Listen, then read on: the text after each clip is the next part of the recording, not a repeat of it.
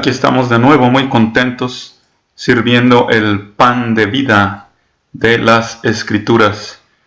Y en este caso vamos a ver el Salmo 78, que tiene una gran profundidad y contiene una gran cantidad de detalles y una gran cantidad de secretos, de enigmas revelados, que por primera vez vamos a ver y a descubrir juntos. Las notas a este salmo dicen así. Es un salmo, el Salmo 78. El Salmo 78 está relacionado con la elección del sitio para el templo. Primeramente se da el consejo de escuchar tanto la revelación dada antes por Dios, lo que ellos tenían en su escritura, pero también la revelación en vivo y en directo que Dios deseaba darles, en lo particular a cada uno de ellos por su bien, principalmente al rey David, al que necesitaba inspirar para elegir precisamente el mejor sitio para el templo, según el corazón de Dios. Y eso era algo nuevo que necesitaba ser revelado al corazón de David. La frase "dad oído a mi ley" se encuentra 32 veces en el Antiguo Testamento, pero ninguna vez en el Nuevo Testamento. Es el escuchar atentamente y obedecer lo que Dios dice. Y la frase complementaria, "inclinad vuestros oídos a las palabras de mi boca", aparece 21 veces en el Antiguo Testamento, pero ninguna vez en el Nuevo Testamento. Y vamos a comenzar a ver esto directamente. Salmo 78, instrucción para Asaf, másquil para Asaf o másquil, que significa instrucción de Asaf. Y esto desde luego se leía también de una manera particular, una instrucción. Da oído, dice el hebreo en singular, da oído, pueblo mío, a mi enseñanza. Inclinad vuestro oído a los dichos de mi boca. Y si se dan cuenta, siempre hay una desconexión entre el español moderno y el antiguo, tanto en el interlineal como en versiones más recientes. Algunas cosas están en español moderno como da, y otras están en español antiguo como inclinar. ¿Se dan cuenta de eso? Si estuvieran ambas en español antiguo sería dad, oído, e inclinad. O si estuviera todo en español moderno sería da e inclina. O inclinen, ¿verdad? En este caso, porque es plural. Pero bueno, vamos a leerlo como está aquí, y ustedes consideren esas diferencias. Da oído, pueblo mío, a mi enseñanza, inclinad vuestro oído a los dichos de mi boca. Entonces aquí están las dos cosas. La enseñanza de lo que ya estaba escrito desde antes. Enseñanza también para ellos era para su aprendizaje, lo ya escrito. Y de hecho muchas versiones traducen esta palabra enseñanza como ley. Da oído, pueblo mío, a mi ley, pero está correcto como lo traducen aquí los del equipo de La Cueva. Da oído, pueblo mío, a mi enseñanza, lo que ya está escrito.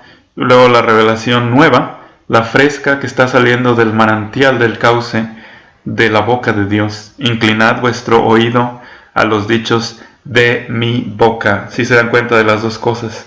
La revelación antigua, enseñanza, la revelación nueva, que se necesitaba en ese momento urgentemente, lo que va saliendo constantemente de mi boca. Salmo 78, afuera del santuario, es una introversión y alternancia extendida, y precisamente el 78 del 1 al 7 comienza con la instrucción mosaica de Moisés, relacionado principalmente, según lo que vio Bullinger, con la entrega de la ley. Pero si se dan cuenta, hay algo más que estamos viendo, que Bullinger no enfatiza, que es la revelación continua de la boca de Dios, la que sale de mi boca. Y aquí vienen más detalles.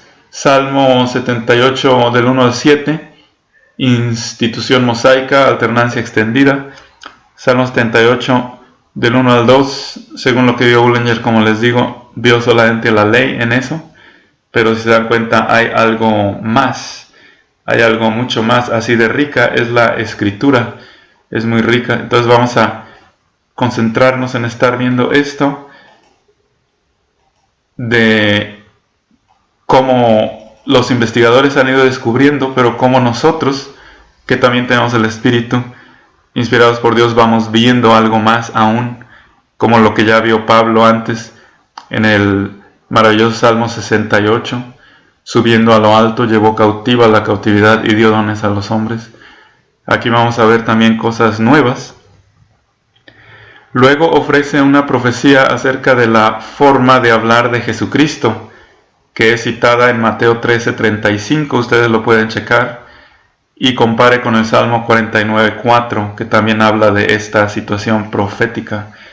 Vamos a ver esto, aunque es David el que lo dijo, porque es el que seleccionó el templo, y es Asaf, o el compositor que le entregó esto a Asaf, el que lo está diciendo, porque también tiene aquí estas cosas en este salmo.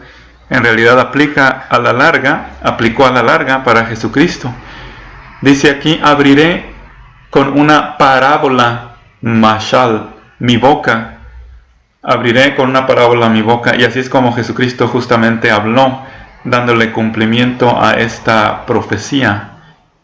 Dice aquí, la palabra hebrea usada para parábola es mashal, que significa símil, semejanza, ilustración, parábola o proverbio. Pero como se usa aquí en este Salmo 78, es como una ejemplificación. Abriré mi boca dando ejemplos, ejemplificando lo que el Espíritu me está inspirando. Es decir, mediante ejemplos históricos, siendo este el primer salmo histórico, y bastante largo diría yo, junto con el Salmo 105, el 106 y el 136. Aquí se describen o se dan las sentencias, aunque algunos son repetitivos, se dan las sentencias de 80 sentencias para describir actos históricos de Dios. Y si se acuerdan, el 8 es un nuevo comienzo, Dios deseaba un nuevo comienzo. Y se describen también las sentencias de 30 pecados, algunos redundantes también, pero 30 sentencias describiendo pecados, más bien pecados cometidos, no 30 pecados, sino describiendo pecados cometidos durante la historia de Israel. Se dan 30 sentencias. Y si se acuerdan, el número 3, en este caso multiplicado por 10, es algo que está completamente completo y establecido. Entonces la rebelión de Israel queda totalmente al desnudo aquí, como algo totalmente establecido, que ellos se rebelaron, punto. Y el 80, 8 por 10, Dios deseaba un nuevo comienzo, comenzar de nuevo con ellos en una mejor relación. Por tanto, mal que ellos hicieron en su dudar. Eso es la parte clave. El dudar fue lo que causó su rechazo. Pero entonces aquí el escritor de este salmo, ya sea Asaf o David, que se lo entregó alguien a Asaf posteriormente, está diciendo: abriré con una parábola mi boca. Pero no solo se detiene ahí, sino sigue y dice: proferiré enigmas, chidaj, de antiguo. Proferiré enigmas de el pasado, de tiempos pasados, de tiempos antiguos.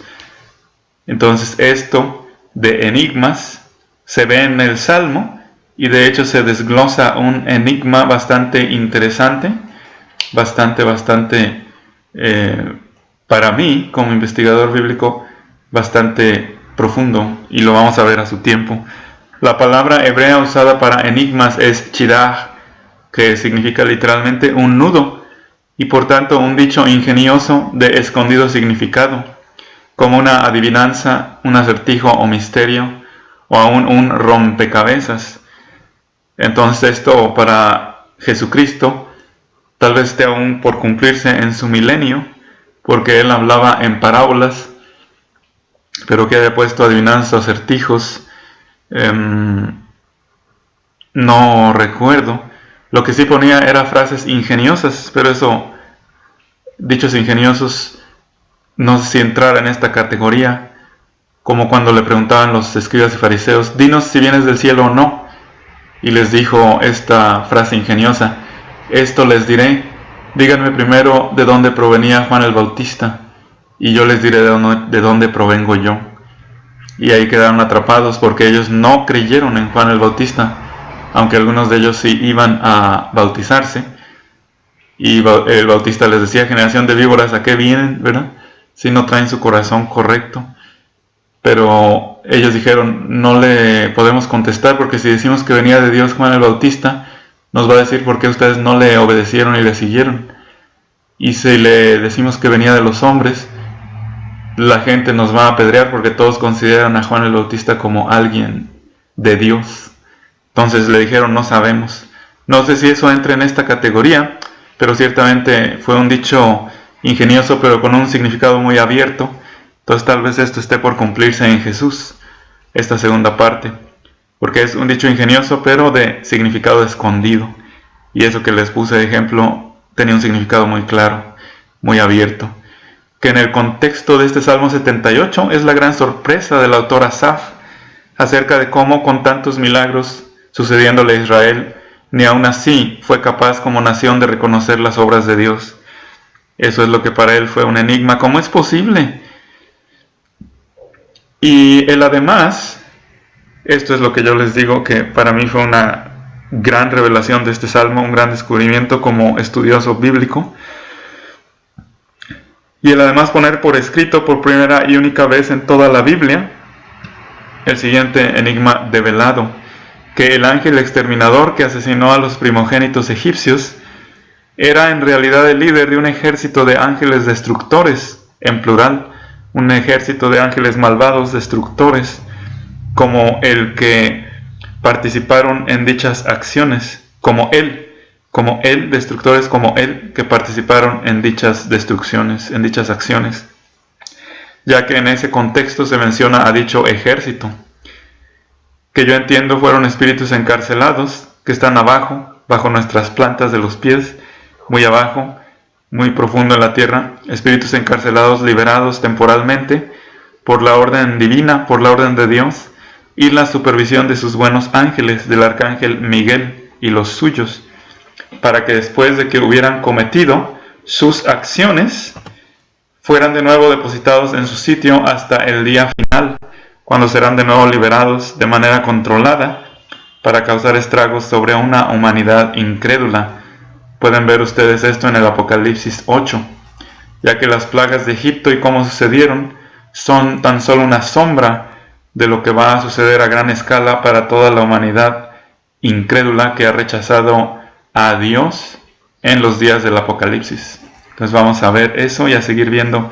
Aquí continuamos con las estructuras del señor Bullinger, que nos sigue diciendo aquí en sus subdivisiones. Todavía seguimos del 1 al 7. La institución mosaica, entonces todavía es parte de esto. Vamos a ver aquí. Dice después de eso que se aplica a Jesús la primera parte y también se va a aplicar la segunda. Proferiré enigmas de antiguo que hemos oído y llegado a conocer, y nuestros padres las contaron a nosotros.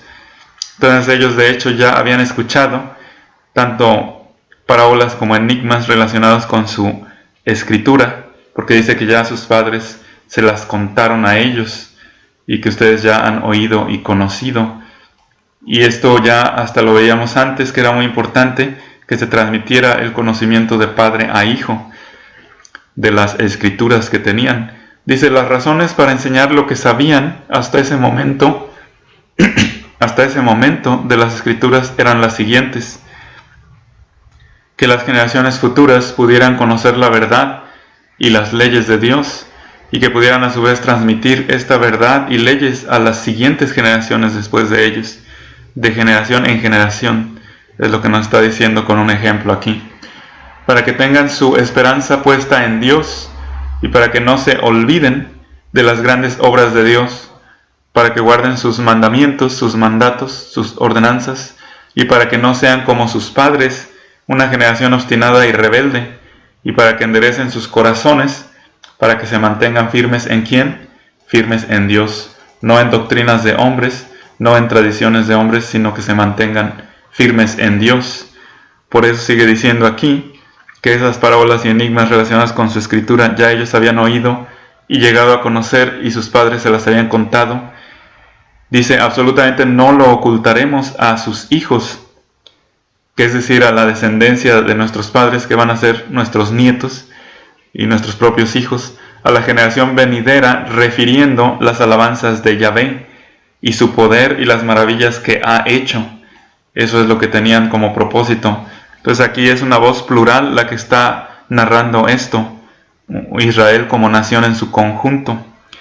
Estableció testimonio en Jacob y ley puso en Israel. Y vamos a ver aquí unas 3 veces que al mismo pueblo le llama con 2 nombres, Jacob e Israel.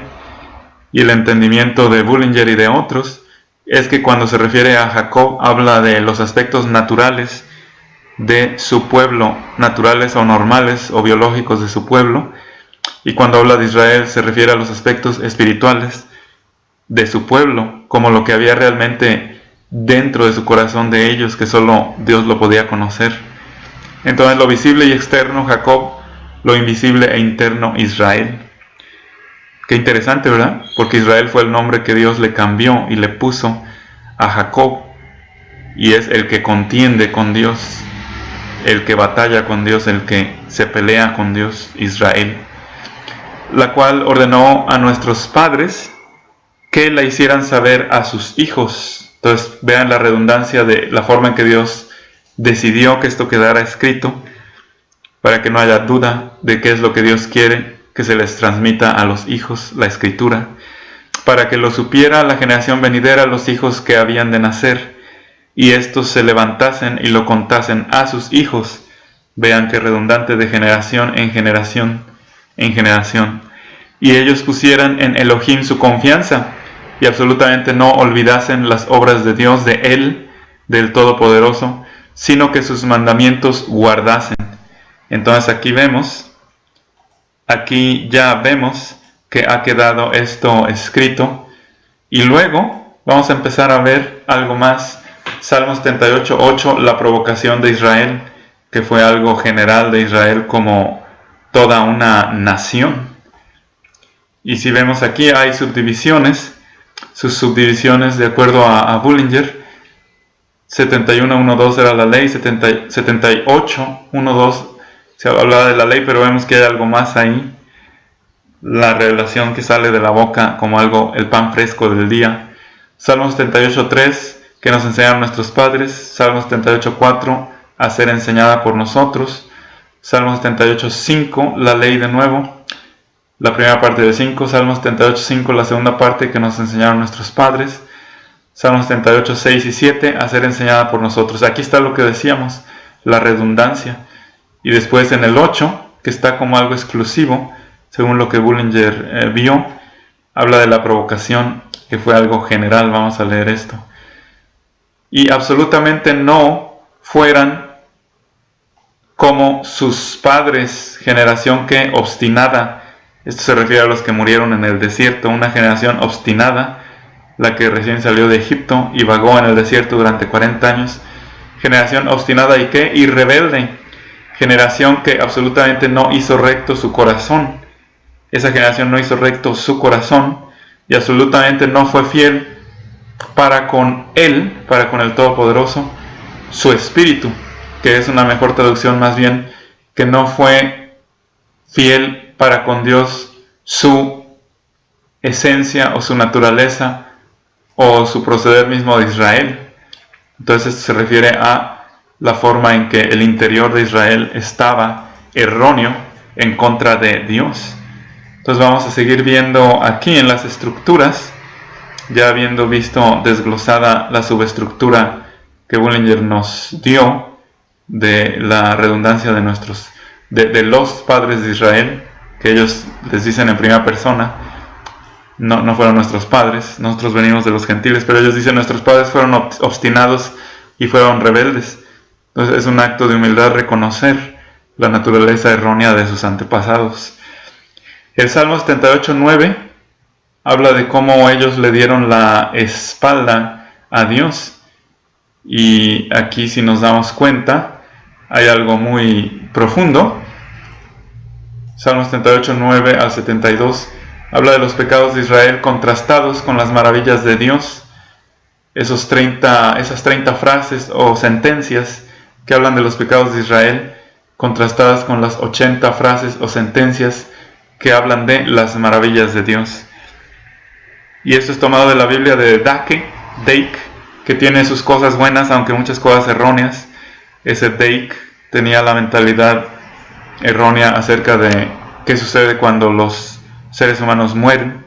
La Biblia nos enseña que quedan totalmente inconscientes hasta que Cristo venga y los levante. Un conocimiento que Dake no entendió y estaba muy equivocado en eso, pero tenía cosas buenas. Entonces nosotros como creyentes maduros tomamos lo bueno y dejamos lo malo. Aquí Dake dice, en el Salmo 78 del 9 al 11, contrasta los pecados de Israel con las maravillas de Dios, y esto lo hace 7 veces. Entonces aún estos contrastes están diseñados por Dios, y esto no lo vio Bullinger, sino que lo vio Dake 7 veces. Entonces el pecado de Israel queda perfectamente definido, y las maravillas de Dios quedan también perfectamente 7 veces corroboradas, definidas. Qué interesante. 3, 8, 7, todo eso, los números en la Escritura. Dios es un matemático, pero con sus matemáticas da Él y quiere dar revelación. Y es lo que estamos viendo nosotros, fascinados aquí con la boca abierta, pero hablando también, según Dios nos inspira, para que ustedes se deleiten con nosotros. Vamos a ver Salmos 78, 10 y 11. Habla de el olvido de Israel. Vamos a ver cómo dice. Dice aquí el 10. Absolutamente no guardaron el pacto de Elohim, y en su ley rehusaron andar. Olvidaron sus obras y sus maravillas que les había mostrado. Vean qué triste, no solo se olvidaron de las ordenanzas que les dio, las órdenes o mandatos, sino se olvidaron también por completo de las maravillas y milagros que Dios había hecho. Y luego en el Salmo 78, 12, maravillas en Egipto y en Zoán. Entonces se dan cuenta, Bullinger descubre aún más, con más perspicacia que el mismo Dake, que las maravillas están aún definidas, como aquí en Egipto y en Zoán. Vamos a ver cómo Dake nomás dice en el Salmo 78 del 12 al 16, maravillas de Dios, dice Dake en general.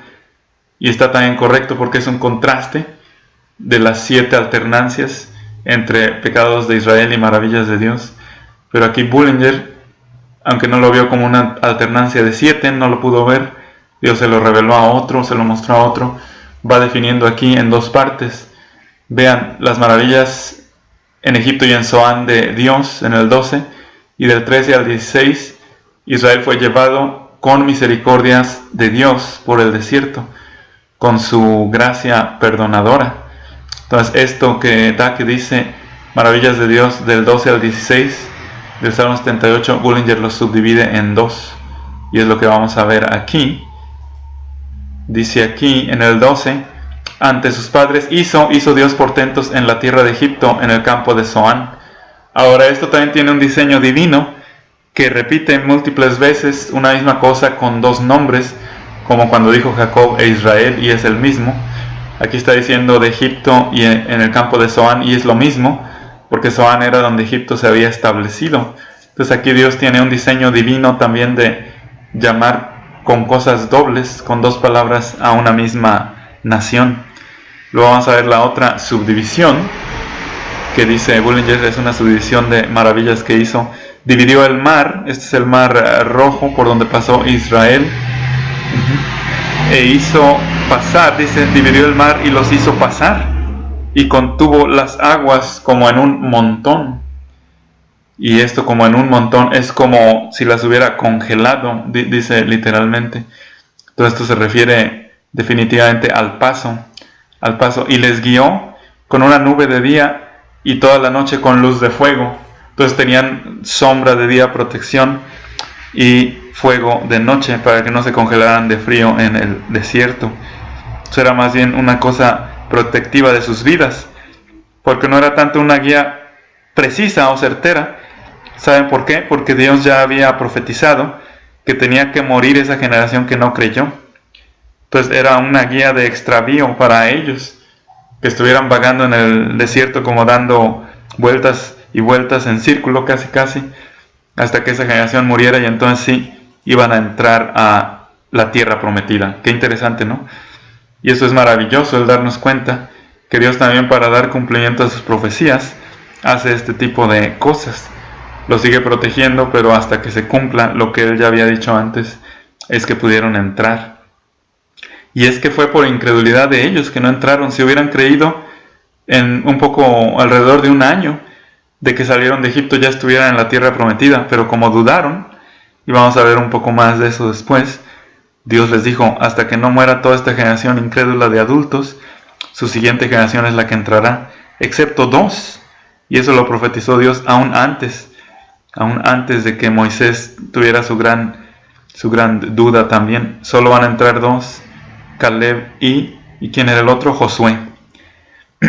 Luego dice aquí: y dividió Bacá dividió la roca Shur en el desierto. Esta es la que representaba a Jesucristo, y lo hizo varias veces en varios lugares. Entonces está correcto, era una roca cada vez, pero como fueron en varios lugares que necesitaban agua, eran rocas. Y la roca representaba a Cristo, y Moisés dudó, y por eso se negó a hablar directamente con la roca. Se le hizo muy ridículo, y más bien reprendió a Israel. Y por eso Moisés no entró en la tierra prometida, porque también dudó de Jesús, como ellos, como vamos a ver ahorita. Lo que ellos dudaron es de Jesús, y por eso no entraron, de que Dios fuera capaz de enviar un Salvador, una roca fuerte. Entonces por eso no entró Moisés. Ustedes pueden checar eso, por haber dudado de la roca y no hablado con ella, que era representación de Jesús. Y dividió Dios las rocas en el desierto y les dio a beber, dice aquí, como de abismos en abundancia. Les dio a beber directamente procedente esa agua de los abismos de la tierra, sería otra traducción, en abundancia.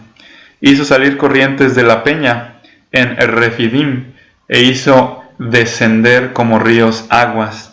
Entonces ya hemos visto la primera de esas 7 alternancias entre la rebelión de Israel y las misericordias o los milagros de Dios en esta alternancia. Entonces ya vimos esta subdivisión. Luego vamos a ver la siguiente. Pero antes vamos a hacer una recopilación de contraste para que ustedes vayan checando eso. Los 30 pecados o frases, más bien frases que hablan de pecados de Israel, pecados y rebeliones de Israel, que algunos son redundantes, como está diseñado el Salmo. Son 30 frases. Le voy a poner aquí para corregir las 30 frases o declaraciones, las 30 frases describiendo los pecados y rebeliones de Israel que se mencionan en el Salmo, son las siguientes.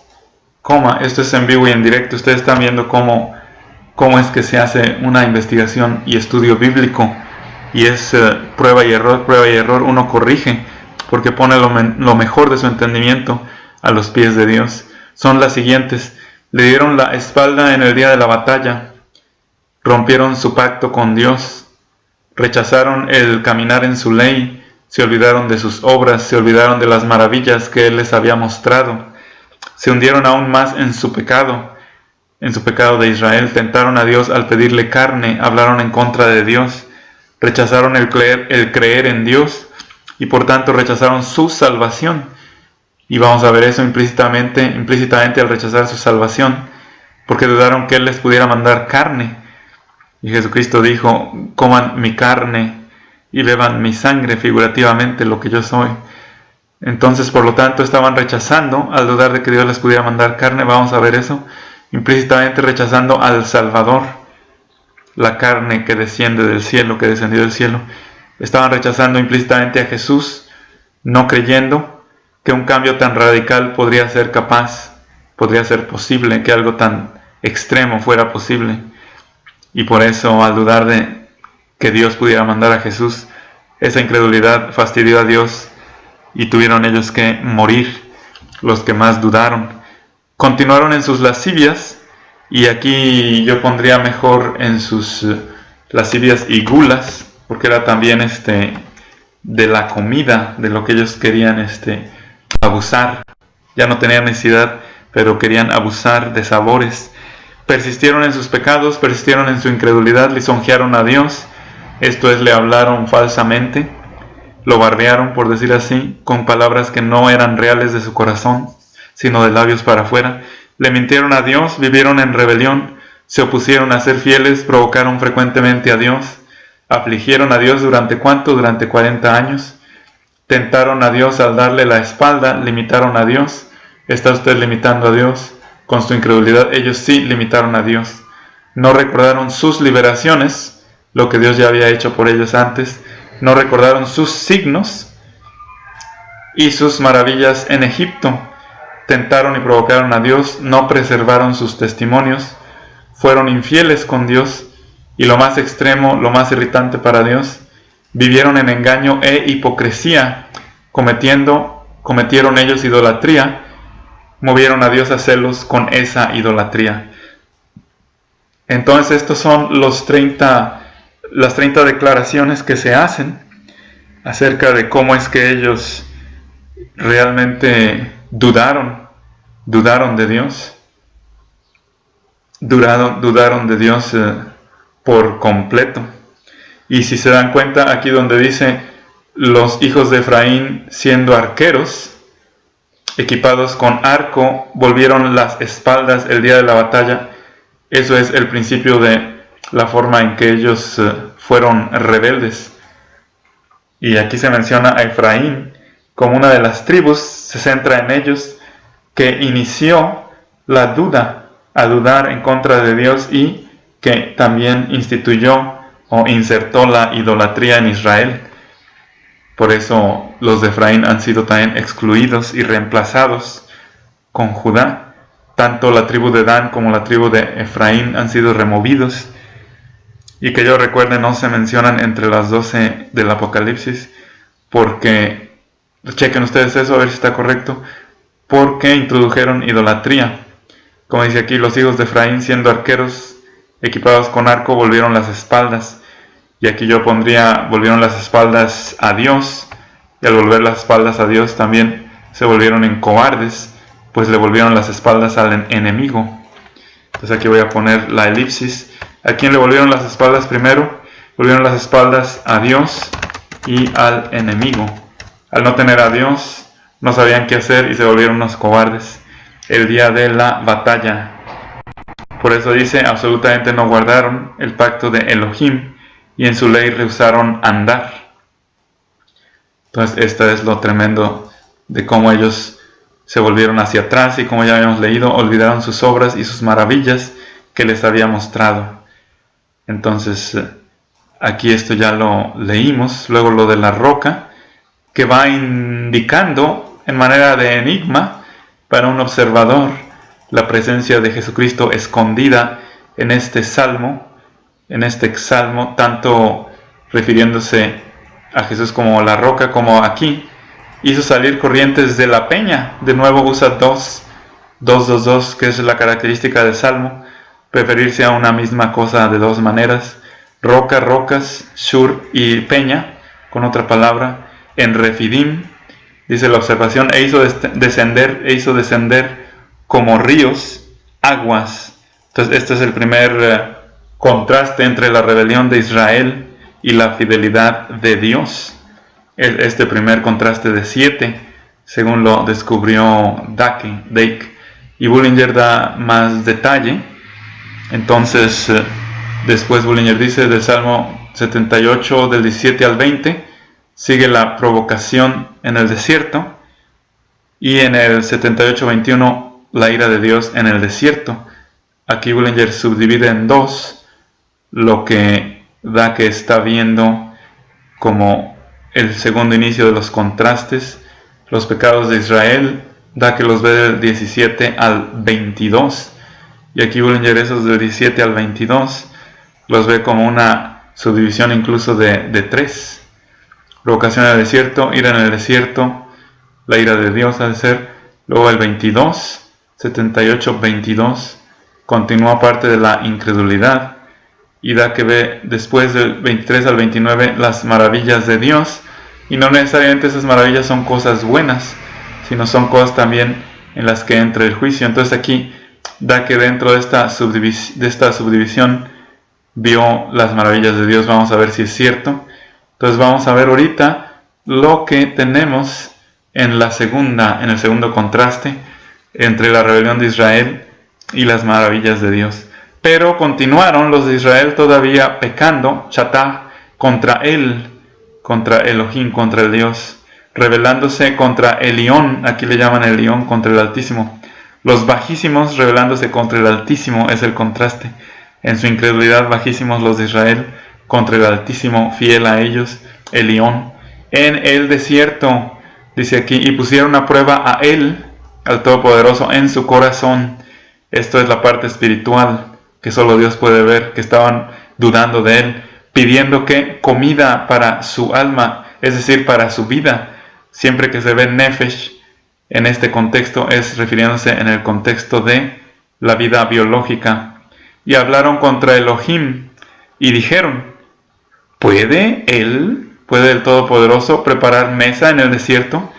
Y más literalmente el contraste es, ¿puede el Todopoderoso hacer banquete en el desierto para nosotros?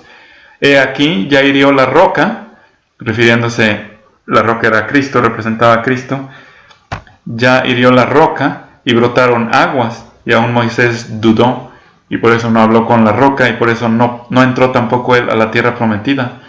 Y antes de que él dudara, Dios ya sabía que iba a dudar, y por eso nomás mencionó que solo 2 entrarían, que eran Josué y Caleb. Si ya antes hirió a la roca y brotaron aguas y torrentes se desbordaron, fíjense qué interesante, aquí está escondido, como les digo, para la era de gracia, lo que Jesucristo mismo anunció, el que tenga sed, venga a mí, y como dice la Escritura, de su interior correrán ríos de aguas vivas. Y dice Juan, explicando posteriormente esas palabras, esto dijo del Espíritu que recibirían los que creyeran en él, pues aún no había sido derramado Espíritu Santo cuando él habló estas palabras. Así también no había sido derramado Espíritu Santo cuando se hablaron estas palabras del Salmo, pero se refiere también a eso del Espíritu. He aquí hirió a la roca, Jesucristo, figurativamente, fue herido, su corazón traspasado, y brotó agua y sangre de su corazón. Y brotaron aguas de vida, a partir de que dio su vida, murió y resucitó y ascendió, y envió las aguas vivas del Espíritu Santo, y torrentes se desbordaron. Entonces ellos sin saber estaban profetizando también el envío del Espíritu Santo, a partir de la entrega de la vida de Jesús. ¡Qué maravilla!, ¿no? ¡Qué maravilloso es eso! Y eso es el Espíritu Santo dentro mío, que me está inspirando a ver esto aquí. Yo no lo había visto antes, hasta ahorita que estoy compartiendo con ustedes. Esa es la sinergia que a Dios le gusta y que aún se logra gracias a las maravillas de la tecnología puesta al servicio de Dios. ¡Qué hermoso!, ¿no? Aquí, porque yo estoy compartiendo con un corazón íntegro y puro con ustedes, Dios me está mostrando cosas que ni siquiera había visto antes de leérselas a ustedes. Aquí está hablando de Jesús como la roca y el Espíritu Santo como esas aguas y torrentes que se desbordaron. Si eso ya hizo, decían ellos, en esa sombra de lo que sucedería después con Jesús, ¿acaso también podrá darnos pan? Y si se acuerdan, Jesús es el pan de vida, y Jesús dice que el pan que procede de Dios es el verdadero alimento de la boca de Dios, y se refiere a la revelación directa. ¿Nos podrá dar pan también? ¿O proveerá carne? Y Jesús dijo, comed mi carne, ¿se acuerdan? Refiriéndose a recibir sus enseñanzas completas. ¿Proveerá también carne para su pueblo? Por tanto lo oyó Yahvé y se indignó. Sí, entonces da que tiene razón, aquí está metido también Yahvé, Dios, dentro de esta rebelión de Israel. En el 21, vamos a ver, es desde el 21, vean, aquí ni siquiera él vio que aquí entraría lo que oyó Dios como parte de sus milagros. Entonces aquí esto entraría desde el 21, así, ¿verdad? Vamos a corregir ataque, según lo estamos viendo, porque ahí ya está entrando en las maravillas de Dios. Como les digo, esas maravillas de Dios no siempre fueron buenas, fueron también en juicio sus maravillas, y ahorita vamos a ver parte de eso. Por tanto lo oyó Yahvé y se indignó, y un fuego se encendió contra Jacob, y también la ira subió contra Israel. Tanto la parte biológica, varios de ellos murieron por su incredulidad, duda y rebelión, pero también él pudo ver el corazón de ellos y sabía que era algo más, que lo biológico era lo espiritual, de un rechazar sistemáticamente las promesas de Dios, incluso las promesas de Dios a futuro, que ellos ya conocían. Ya estaba Génesis 3:15 revelado en su escritura que llevaban. Dice aquí, ¿por qué? Porque absolutamente no creyeron, dice aquí, en Elohim, y absolutamente no confiaron en su salvación. Aquí está la parte espiritual. Y qué interesante que precisamente Israel es la última palabra que se menciona en el 21, y es la única de las dos entre Jacob e Israel que se refiere al aspecto espiritual. Y después de mencionar a Israel, qué bonita es la integridad de la escritura. Dice que ellos no confiaron que Dios fuera capaz de enviar a su Yeshua. Es el sentido espiritual de esto que estamos viendo. Porque dijeron, no, Dios no puede mandarnos y ponernos banquete en el desierto. No puede darnos tan especial privilegio de darnos incluso carne. Ya nos está dando maná, pero no nos conformamos. Queremos algo más. Entonces en su corazón, con esa analogía, Dios sabía que estaban dudando de que Él pudiera enviar a su Salvador Jesucristo. Qué profundo, ¿no?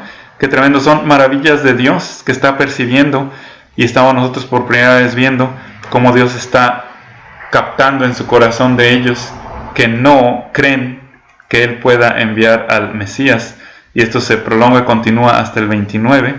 Vamos a ver cómo Bullinger lo va subdividiendo esto. Si Bullinger se lo lleva, la incredulidad a pesar de la ira, hasta el 33, si se dan cuenta, pero tiene más riqueza que lo que ven estos dos estudiosos de la Biblia. Como estamos viendo por primera vez, tal vez yo sea el primero que está viendo aquí su rechazo de creer en la venida del Salvador. Estaban obrando entonces como Caín, que no creyó en la necesidad de un Salvador, y por eso necesitaban morir.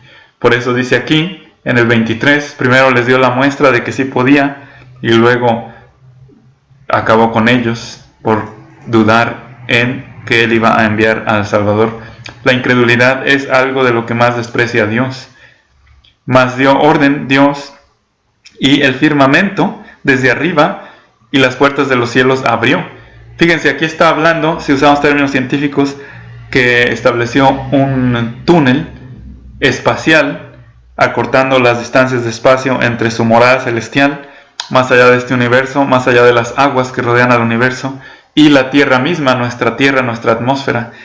Hizo una especie de wormhole, dirían en inglés, un hoyo de gusano espacial, para que de inmediato lo que mandara desde el cielo nos llegara a la tierra sin echarse a perder, sin daño alguno. Entonces está hablando de eso, como Dios es el gran científico de científicos del universo. Mas dio orden, y puede dar la orden a sus ángeles, porque es Elohim en plural, Él y sus huestes. Y el firmamento desde arriba y las puertas de los cielos abrió, e hizo llover sobre ellos, ¿qué? Entonces esto es lo primero que mandó antes de mandar carne. Mandó el maná para comida y grano de los cielos. Fíjense, es otra forma de describir al maná. Aquí lo describe de hecho de tres maneras diferentes. Maná para comida y grano de los cielos. Entonces es de los que ellos comen allá. Entonces los ángeles se pueden materializar y comer allá. Y si Dios quisiera, también lo puede Él hacer, y también Jesucristo. Entonces, como seres espirituales, están en completo control, incluido Dios, de la materia, y pueden hacerse materiales y biológicos y visibles cuando ellos quieren.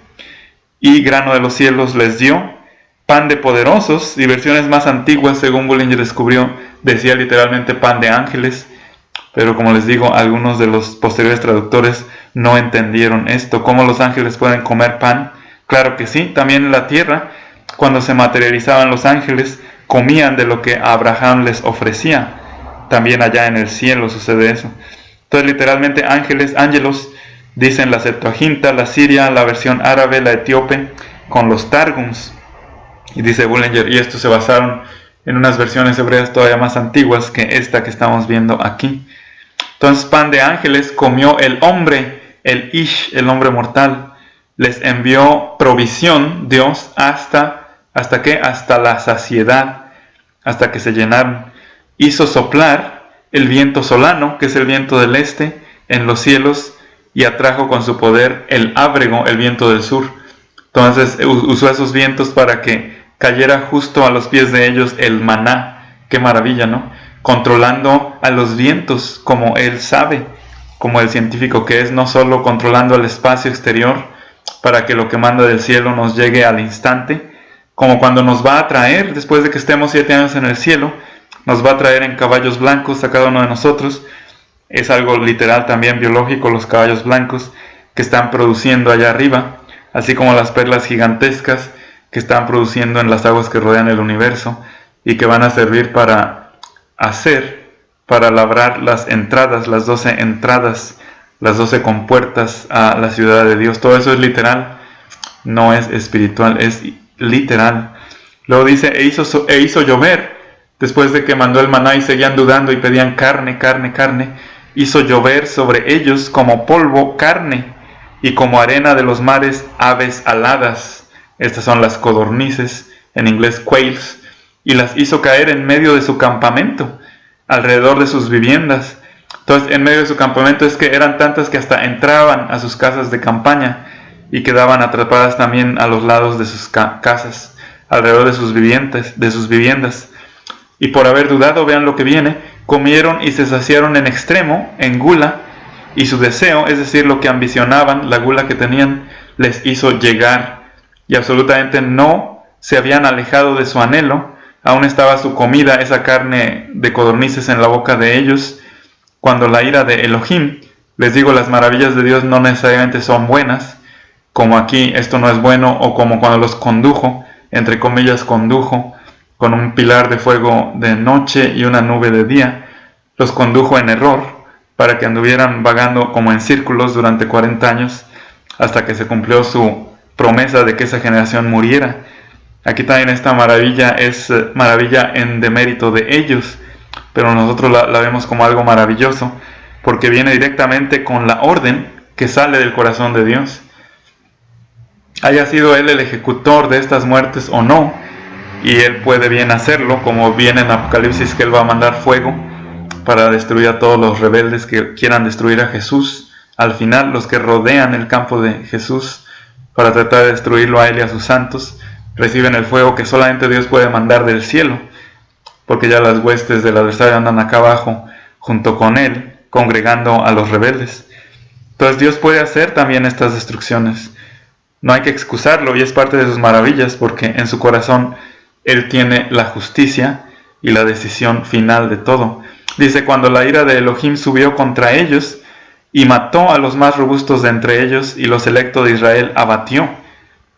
De estos que estaban comiendo, a los más incrédulos los mató, dice aquí. Lo haya hecho Él directamente, haya usado ángeles malos, como vamos a ver más adelante, no lo sabemos, pero la orden viene directamente de Él, de su corazón. Por eso tan responsable es el que idea la orden, que en este caso es Dios mismo, como los que la obedecen y la ejecutan. Entonces por eso esto viene del corazón de Dios y es una maravilla, porque Él lo hizo y lo dijo y se cumplió. Él es la mente maestra de todo esto. En medio de todo esto, pecaron todavía, no se arrepintieron ni siquiera al ver que otros estaban muriendo, y absolutamente no creyeron en sus maravillas. Es el no absoluto aquí. Con todo eso que estaba sucediendo alrededor de ellos, y ellos absolutamente no creyeron en sus maravillas. Y tal vez este 32 sea parte de la siguiente. Aquí Bullinger no ve el contraste, a ver si el 32 lo ve acá como contraste. Sí, de hecho aquí dentro de todo esto ya vio Dake dos más, del 32 al 32 solo es el pecado de Israel, y del 33 al 35 sigue la maravilla de Dios. Pero ya vio también el pecado de Israel en el 30 solo. Vamos a recapitular. Absolutamente no se había alejado de su anhelo, aún estaba su comida en la boca de ellos y seguían dudando. Entonces aquí él vio parte del pecado de ellos, es que estaban llenándose y aún así no creían. Entonces fíjense, Dake vio aquí en el 30 el aspecto espiritual de que lo que pasa, la elipsis que no está aquí, es que a pesar de tener todo lo que sus anhelos habían pedido, vamos a poner incluso esa elipsis aquí, seguían sin creer, y eso es lo que irritó a Dios. lo que irritó a Dios. En su figura con Decencio se llenó de ira a Dios. Absolutamente no se había alejado de su anhelo, aún estaba su comida en la boca de ellos y seguían sin creer. Fíjense, eso es lo tremendo de cuando vemos las cosas con lupa, como lo estamos haciendo ahora. Y eso fue lo que causó que la ira, seguían sin creer cuando la ira de Elohim subió contra ellos y mató a los más robustos de entre ellos, y los electos de Israel abatió. Miren, gracias a Dios y gracias a Dios que le mostró a este Dake, este punto aquí en el 30, que se nos había pasado. Luego el 31, la maravilla de lo que Dios hizo. Y ya llevamos 1, 2, 3, y aquí la cuarta, los pecados de Israel y las maravillas de Dios. Pero aquí en esta cuarta, antes de leer del 33 al 35, vamos a ver la enumeración de estas 80 sentencias o declaraciones que también las vio Dake. Entonces Dake era muy bueno para enumerar cosas que veía en la Biblia, pero era muy malo en otras cosas, como ya vimos, cosas espirituales, como dónde están los muertos. Era también malito para entender la precisión de algunas costumbres de Israel, como no pudo distinguir o ver que sus días iban de atardecer a atardecer. Entonces, como les digo, tomemos lo bueno y dejemos de lado lo malo. Las 80 sentencias o declaraciones describiendo actos de Dios que ensombrecen a esos pecados y rebeliones de Israel son las siguientes. Y vamos a ver desde lo que ya habíamos leído, pero ahorita vamos a recapitular las 80 frases que aparecen aquí en este Salmo 78. Separó el mar rojo, causando que Israel pasara a través del mar como si caminara por tierra seca. Causó que las aguas se congelaran, por eso quedaron como paredes. Condujo a Israel en una nube durante el día y mediante un pilar de fuego durante la noche. Es como les digo, la conducción o la dirección de Dios en error, llevándolos en extravío, la dirección en extravío durante esos 40 años. Dividió a la roca que representaba a Jesús, les dio agua a beber, produjo caudales a partir de la roca. Ya vemos que aquí esta palabra roca también es diferente en hebreo, entonces aquí vamos a poner peña, la peña, y vamos a poner aquí el idioma español, la peña. Causó que estas aguas corrieran como ríos, les dio órdenes a las nubes, abrió las puertas del cielo, llovió maná de los cielos. Aquí como científicos agregaríamos algo que nos deja con la boca abierta, acortando milagrosamente las distancias entre su morada, más allá del universo, y nuestra atmósfera. Llovió maná de los cielos, les dio grano de los cielos, les envió pan de ángeles. Estas tres, si se dan cuenta, se refieren a lo mismo, al maná, que literalmente significa, si se acuerdan, maná, que literalmente es así. ¿Qué es esto? Eso significa maná. ¿Qué es esto? De los cielos, les dio grano de los cielos, les envió pan de ángeles. Entonces el maná en realidad es una semilla celestial que produce algo allá arriba, una planta de allá arriba, pero no de aquí de la tierra. Les envió provisiones para la saciedad, hasta la saciedad. Les envió provisiones hasta la saciedad, y aún así no les bastaba. Causó desde el cielo que el viento del este soplara, que era el solano, ¿verdad? Según veíamos literalmente el hebreo, el solano. Y también envió el viento del sur. Ahí revisen cómo se llamaba, ya se me olvidó. El viento del sur. E hizo llover carne como si fuera polvo, llovieron codornices como si fueran la arena del mar. De nuevo, esto es lo mismo 3 veces. Llevó codornices hasta dentro de su campamento y alrededor de sus tiendas 4 veces. Envió suficientes como para llenar a toda la gente 5 veces, concediendo el deseo de ellos 6 veces. Luego los maldijo debido a su lujuria, que aquí ya habíamos visto que es gula, e hizo que sus días fueran truncados. Les dio muchas dificultades, los mató debido a su pecado, luego los perdonó, luego salvó sus vidas, que es lo que todavía no vemos, lo vamos a ver ahorita.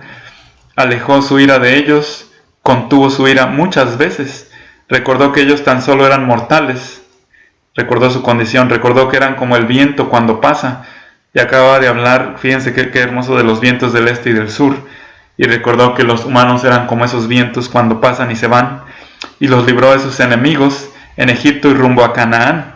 Transformó los ríos en sangre. Entonces fíjense qué interesante, después de hablar de su andar en el desierto, por alguna razón inspirada por Dios, que a su tiempo se sabrá, va hacia atrás en retrospectiva, en reversa, y ahora los ubica cuando están cautivos en Egipto. Primero cuando vagaban en el desierto, esa fue la imagen anterior, y luego cuando están cautivos en Egipto un poco antes. Y se transformó los ríos en sangre, envió muchas clases de moscas, algo interesante que son variedades de moscas, una mejor traducción del hebreo, y ranas innumerables. Mandó langostas para destruir las cosechas, envió granizo, envió hielo, envió relámpagos, envió ángeles malvados. Esto es lo interesante, el enigma que se revela solamente en este salmo, que el ángel exterminador en realidad no era uno solo, ese era el líder, pero llevaba con él todo un ejército, lo cual causaron la muerte de los primogénitos casi simultáneamente. ¿Para qué? Para que destruyeran, precisamente para que destruyeran a los primogénitos egipcios. Envió pestilencia, hizo que Israel fuera conducido como una oveja, los guió en el desierto como a un rebaño. Y se dan cuenta, esas tres cosas se refieren también a lo mismo. Desde aquí envió ángeles malvados para que destruyeran a los primogénitos egipcios, envió pestilencia. Entonces fue como un virus o una bacteria mortal que mató a los primogénitos egipcios, tanto animales como humanos. Entonces fue una infección dirigida, como si estos espíritus malignos hayan inyectado específicamente a los primogénitos. Hizo que Israel fuera conducido como una oveja, los guió en el desierto como a un rebaño, los condujo a un lugar seguro. Luego, al ver que se olvidaron de él una vez más, ya en ese lugar seguro, vamos a poner en paréntesis aquí, es la tierra prometida, tan importante para Dios.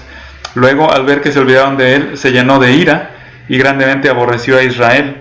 Abandonó el tabernáculo de Silo, algunos lo ponen sin H, Silo, como un silo, colocó una tienda entre los hombres, permitió que Israel fuera entregado a cautividad. Todo eso lo vamos a ver, y esto hasta el día de hoy, esto lo digo yo, por haber rechazado a Jesucristo. Primero lo rechazaron como una profecía, una promesa de su venida, y ahora después ya lo rechazaron como alguien que en realidad vino. Muchos siguen sin aceptar que ya vino el Mesías. Permitió que fueran entregados al enemigo, permitió que Israel fuera entregado a la espada, permitió que sus jóvenes fueran entregados al fuego, los entregó en su ira, y esto también sucedió en los tiempos de Jesús, cuando Roma en el año 70 devastó por completo a Israel, y del templo de Jerusalén y de la ciudad no dejó piedra sobre piedra, como Jesús prometió. Por eso el muro de los lamentos no era parte de la ciudad de Israel o del templo, sino de la fortaleza romana que no fue destruida. Por eso los israelitas de hoy, muy equivocadamente, oran y adoran a un muro pagano. Y también la mayoría de los israelitas que están ahí en Israel no son ni siquiera israelitas, sino son de la tribu treceava, de algunos paganos casares que ventajosamente se convirtieron al Israel, al judaísmo, por su ventaja, para ganar ventaja económica, y son los que están ahí en el Israel, el falso Israel como nación actual, que es falso, porque el verdadero solamente Dios lo va a reunir de todas las naciones en un futuro. Pero bueno, aquí esto sigue sucediendo ahora, que los que siguen dudando del Mesías, ahora en pasado, ya en ese entonces a futuro, ahora a pasado, siguen siendo destruidos por Dios. Permitió que sus jóvenes doncellas fueran vírgenes perpetuas, permitió que sus sacerdotes fueran entregados a la espada, y como les digo esto hasta el día de hoy, porque siguen dudando del Mesías. Permitió que sus viudas fueran llenas de dolor, se levantó como uno que se despierta del sueño, se levantó cual hombre poderoso e hirió a sus enemigos. Esto es a los enemigos de Israel. Y si son enemigos de Israel, cuando Israel ya está creyendo, también son enemigos de Dios. Entonces algunos ya empezaban a creer. Los convirtió en reproche perpetuo, rechazó a la casa de José y a la de Efraín. De nuevo se refiere a lo mismo, con dos nombres, qué interesante. Las bifurcaciones para referirse a lo mismo en este salmo son tremendas, y las redundancias son tremendas también, porque José fue el padre de Efraín y de Manasés. Entonces al rechazar a la casa de José es porque está rechazando a la de Efraín. Eligió a la tribu de Judá en cambio, eligió al monte Sión en cambio, edificó su santuario. Este monte de Sión es, como le digo, la revelación fresca que Dios le dio a David para que rechazara a Silo y eligiera a Sión. Edificó su santuario allí, su templo lo hizo eterno como la tierra. Y esto es interesante porque Cuando Él venga ya no va a haber necesidad de templo, pero Él va a ser su templo. Entonces eso permanece, el sentido exacto de lo que es.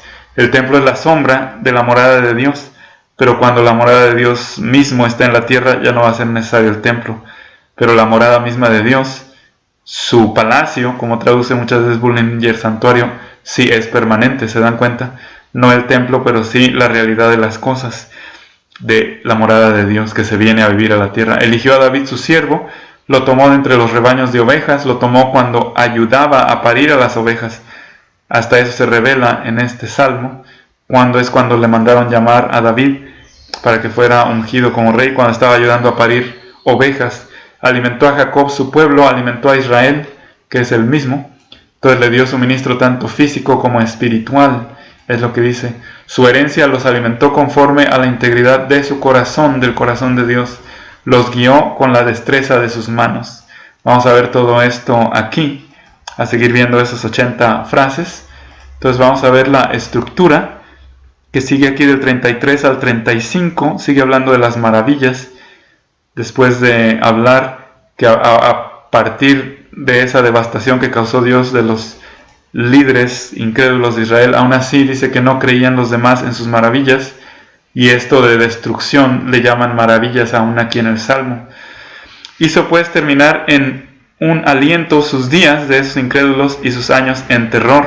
Cuando los mataba, le buscaban y se volvían y solicitaban a Dios, al Dios Todopoderoso. Y aquí la elipsis es y solicitaban misericordia o su bondad amorosa y solicitaban gracia a Dios. Vamos a poner gracia esta vez como algo, una variante que Bullinger usa para cuando se usa misericordia en el Antiguo Testamento. Gracia, que les perdonara aunque no lo merecían. Fíjense, y recordaban que Elohim era su roca. Entonces sí llegaban a recordar eso. Y el Dios, el Altísimo, ¿sí?, su Redentor. Fíjense, aquí son 4 palabras refiriéndose a Dios. Elohim, roca, Él, que es todopoderoso, Elión, Altísimo, y su Redentor. Y se dan cuenta, en roca y Redentor viene Jesucristo dentro de el contexto. Entonces es Jesucristo haciendo la voluntad de su Padre, es el contexto razonable de esto. Y recordaban que Elohim era el que mandaría a su roca. Finalmente decían, bueno, es posible, si tenemos carne, es posible que sí mande a su roca, a su Salvador. Y Él, que el Altísimo mandaría a su Redentor, Gaal. Es la forma razonable de entender eso. Entonces cuando se le dan atributos que corresponden a Dios, también a Jesús, se refiere a que Jesús los está ejecutando en el nombre de Dios. ¿Se dan cuenta qué fácil es entender eso? Pero, vamos a ver los famosos peros. Y aquí del 36 al 37 vienen los quintos pecados de Israel, y del 38 al 39 las maravillas de Dios. Vamos a ver si Bullinger subdivide eso. Bullinger sigue en todo eso hasta el 39, mezclando las dos cosas como incredulidad a pesar de las misericordias. Pues aquí nos quedamos mejor a ver esto de la quinta, 1, 2, 3, 4, la quinta vez, el quinto alternar entre los pecados de Israel y las misericordias de Dios. Vamos a ver, en el 36 comienzan los quintos pecados de Israel, pero le lisonjeaban con su boca. Entonces fíjense, aquí está de nuevo Dios viendo que esto que está saliendo del corazón de ellos es algo falso, y se dan cuenta de nuevo, lo último que menciona es Israel. Entonces es aquí la percepción del aspecto espiritual que Dios estaba dando cuenta. No lo pueden a él engañar y barbear. Cuando alguien habla con hipocresía, Dios se da cuenta y lo sabe. Por eso dice, pero le lisonjeaban con su boca, con la boca de ellos. Era el aspecto espiritual que Dios estaba detectando, era falso. Y con su lengua le mentían, pues su corazón absolutamente no era leal con él. Y esto lo retomaba también Isaías, cuando dice, con sus labios me honran, pero su corazón está lejos de mí. Y que también Pablo lo retomó en su tiempo. Aún en el tiempo de Pablo, los israelitas no cambiaban de su rechazo al Salvador, ni cambian en esta época, diría yo. Pues su corazón absolutamente no era leal con él y absolutamente no eran fieles a su pacto. Fíjense, aquí está la rebelión de ellos. Luego vienen las maravillas de Dios. que a pesar de esa rebelión de Israel, Dios, más él compasivo, expiaba la iniquidad y absolutamente no los devastaba, no acababa con todos, aunque todos lo merecían, y absolutamente no, excepto Caleb y Josué, ¿verdad? Y absolutamente no devastaba a muchos, aminorando su ira, y absolutamente no despertó todo su enojo. Vamos a ver por qué. Pues se acordó de que ellos eran carne, soplo que pasa. Aquí está bien traducido ruach como soplo que pasa y absolutamente no vuelve. Esa naturaleza biológica igualita a la de ese tiempo ya no vuelve.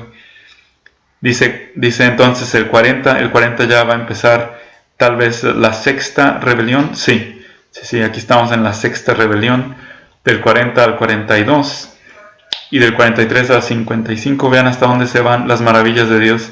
Se prolongan mucho en el número 6. Por lo tanto, esto también es profético, cualquier cosa que diga ahí de los tiempos del Apocalipsis. A ver cómo Bullinger lo ve esto. Después de ver hasta el 39 la insinceridad a pesar de las misericordias de Dios. 78 al 40, la provocación general, de nuevo la ve Bullinger, correspondiendo con el 8. Muy interesante cómo Dios revela a Bullinger que esto está en una estructura maravillosa, escalonada, perfecta. Y como Dios le reveló a Dake que también son 7 alternancias. Y en el 41, dándole la espalda. En el 42, su olvido. Y el 43 al 51, las maravillas en Egipto y en Zoán otra vez. Entonces retoma esto como un ritmo, una resonancia muy tremendo, vean. Y las dos cosas se cumplen maravillosamente. Tanto la visión tridimensional que Bullinger está teniendo, que es tremenda, sofisticada, como la observación alternada de Dake, qué maravilla. Por eso dice aquí, estamos en el 40, vamos a ver, provocación general. Ya vimos cómo comienza esa provocación, cuántas veces se rebelaron. Y en el 41, y volvían a hacerlo. El 41 es dándole la espalda. Volvían a hacerlo y ponían a prueba a Dios, a Él, al Todopoderoso, al Santo de Israel. Limitaron o afligieron, pero es más correcta la traducción, que al Santo de Israel, al que conoce sus corazones, como el aspecto espiritual, limitaron. Entonces, qué interesante que el aspecto espiritual es la percepción de Dios de lo que están pensando ellos en su corazón. Eso es. Entonces, es algo mental que aquí se ve como algo espiritual. Qué interesante, ¿no? La conexión entre el espíritu y la mente. Entonces, aquí a Israel limitaron, y esto nos da pie para seguir leyendo aquí las 3 preguntas de dudas que ya vimos antes acerca del poder de Dios por parte del incrédulo Israel fueron: ¿puede acaso Dios prepararnos banquete en el desierto? ¿Puede Dios darnos pan también? ¿Puede acaso proporcionarle carne a su gente? Pan cuando mandó el maná, después de que hayan visto que si les había dado agua, ¿sería capaz Dios también de darles pan? Y eso era profético de el pan bajado del cielo, la carne que ellos iban a comer después, que es las enseñanzas de el Jesucristo mismo. La incredulidad, dice aquí Dake, es la base del pecado y por lo tanto es la causa de las maldiciones divinas. Es por tanto lo más importante el tener creencia, fíjense, más que pecados de la carne o cualquier otra cosa, o drogas o robo. Lo que más le indigna a Dios es que duden de Él, la incredulidad. Y claro, desde luego todo lo otro también es malo y también no lo quiere Dios, pero lo que causa muerte de su gente es cuando dudan de sus promesas. Vean qué interesante. Pero de hecho no hay que hacer lo uno ni lo otro. Estamos en la gracia, yo sé, no hay condenación, pero para ser ejemplo para otros hay que bendecir los corazones de otros. El alimento que llovió del cielo es llamado maná. ¿Qué es esto? Grano del cielo, alimento de ángeles, comida y pan. Con todas estas formas aquí se describe al maná 1, 2, 3, 4, 5 veces, con 5 sentencias refiriéndose a lo mismo. Dios, sus ángeles, el Jesús resucitado y todos los otros seres espirituales, si se les permite sobre la tierra o si lo desean en el cielo, son capaces también de comer alimentos. Eso es lógico y obvio. Como el Jesucristo resucitado nos demostró eso, se podía hacer invisible, desaparecer, transportarse en un instante de un lado a otro, y cuando se hacía visible podía comer y beber. Esto nos muestra que Dios también lo puede hacer, ¿por qué no? Y también sus ángeles, como ya habíamos visto. El deseo de ellos era comer carne de los de Israel, y Dios se los dio ese deseo hasta el exceso. enseñándonos que algunas veces esos deseos intensos e innecesarios, esos excesos, pues ellos tenían su otro alimento ya, su maná, cuando pidieron carne, pero les enfadó el maná. Sus deseos intensos e innecesarios no son la mejor cosa, no son lo mejor para el ser humano, debido a que los deseos están equivocados. Como en este caso ya tenían comida, pero querían otro tipo de comida y nunca se saciaban. Por dudar de las obras portentosas de Dios, Israel cayó más y más profundamente en pecado, como Dios ya lo había predicho en Levítico 26, ustedes lo pueden leer eso. Lisonjear a Dios es hacer declaraciones acerca de Él que uno no las cree en realidad, uno en realidad no las cree, ni las siente. Es la alabanza de labios para afuera únicamente. También se refiere a hacer votos cuando uno predeterminada y premeditadamente no intenta cumplirlos. Este es el punto. Aún Jesucristo citó a Isaías que se refiere a esto. Este pueblo de labios me honra, pero su corazón está lejos de mí. Este pueblo, esta ciudad ahora, y Dios me está inspirando a eso, muchos grupos cristianos son como clubes sociales que se cierran en su círculo e ignoran al resto de sus hermanos y hermanas porque pertenecen a otros grupos y denominaciones. ¡Qué mente tan mezquina! ¡Qué mirada tan miope y tan limitada! Dios quiere que se derrumben las barreras de las denominaciones religiosas cristianas en esta época y que nos veamos como miembros de la misma familia, como hermanos, miembros del cuerpo de Cristo, independientemente de la nación o la denominación. ¡Qué hermoso, qué profundo! Yo con mis 5 sentidos no sé cómo eso va a ser posible, pero sé que ustedes, inspirados por Dios, lo harán, y yo también, derrumbando las diferencias denominacionales, hasta que todos lleguemos a la unidad, a un solo hombre, a un varón perfecto. Es cuando nos puede llevar Jesucristo, y por eso estamos trabajando gratuitamente de todo corazón, porque queremos ver eso una realidad, que los creyentes en su corazón, como aquí nos está hablando de lo espiritual, que Dios puede ver el corazón, vayan por encima de las diferencias de sus grupillos, de lo que le llaman entre comillas ministerios de basura, cuando en realidad tenían que ser servicios a todo miembro del cuerpo de Cristo, a todo miembro de la familia de Dios. Qué tremendo, ¿no? Y esto sale de lo que Dios me está inspirando al ver este salmo y de lo que ya hemos visto antes también. Entonces, los votos que se rompen, que no le gusta a Dios que se rompan, es cuando deliberadamente uno ya lo hace al saber que los va a romper. Pero cuando alguien los hace sin saber lo que el destino traerá, y gracias que estamos en la era de gracia, y los rompe después, uno se arrepiente y dice, Dios, discúlpame, y sigue adelante, y vuelve a ser uno conforme al corazón de Dios. Pero el problema es cuando habla, o hace cosas falsamente, sabiendo que no los siente en el corazón y que no los va a cumplir. Ese es el problema, ¿se dan cuenta de la diferencia? Dios se acuerda del hombre, pero el hombre comúnmente se olvida de Dios. Fíjense, qué triste. Aún en el cristianismo. Muy cómodos con sus grupos, los líderes. Y Dios no quiere eso. Dios quiere que sigan sirviendo a miembros, aunque sean de otros grupos, con tal de pertenecer a la familia de Dios, con tal de aceptar a Cristo como Señor. Luego Dave pone el contraste entre las 10 cosas que Dios recuerda y las 10 cosas que el hombre recuerda, y van a ver la gran diferencia. Dios se acuerda de que el ser humano es carne, como el viento que pasa y ya no regresa, que somos como polvo, conoce de qué estamos hechos. Todo esto, si se dan cuenta, son sinónimos y son, pues Él es nuestro creador, Él fue nuestro creador, Él sabe de qué estamos hechos. Los pecados del hombre para juzgarlos a su debido tiempo, pero también recuerda sus pactos, su verdad, sus misericordias, su misericordia, sus promesas y especialmente la tierra prometida, que es encima de ella donde se va a establecer en su ciudad celestial. Por eso es tan importante para Él. En cambio, el hombre recuerda 10 cosas, sus fallas, y eso lo hace ser miserable, mezquino, como ya vimos que Asaf nos dijo en salmos anteriores.